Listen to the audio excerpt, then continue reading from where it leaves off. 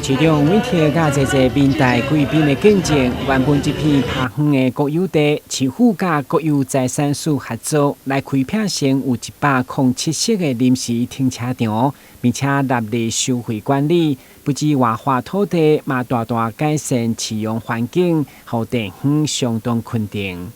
因为即摆咱的健康路、绿洲公园呢，即摆迄个人潮真济，所以呢停车的所在拢无够。搁咱绿洲公园也要搁做一个文南里活动中心，所以停车位拢无够。所以感谢咱台市政府呢，开辟即个107个停车场，健康路、文南里的停车场，有为咱文南里呢里民呢一寡优待。那是国有地，过去一直放在这边，可是我们是踩在黄金地上，这是住宅区。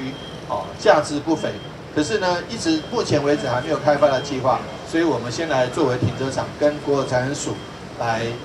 商量。那一方面提供给民众一个便利，不管去公园的，不管是住户的或者是来这边访友洽公的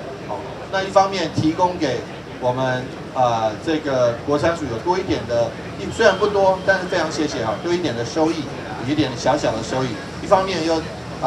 提供了这个停车位出来，又把那个机车位可以外推出去，那有50几个汽车位那这样的话，不管骑机车的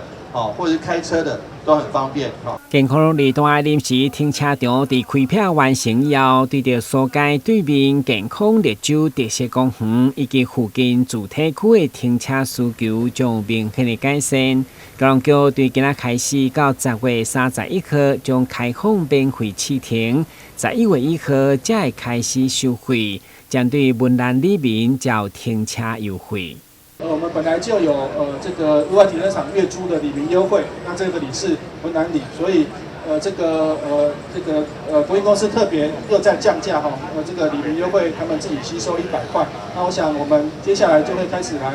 做这个里民月租的登记，那也请有需要的里民这个来跟我们交通局来洽询。台南新闻阮吉采访报道。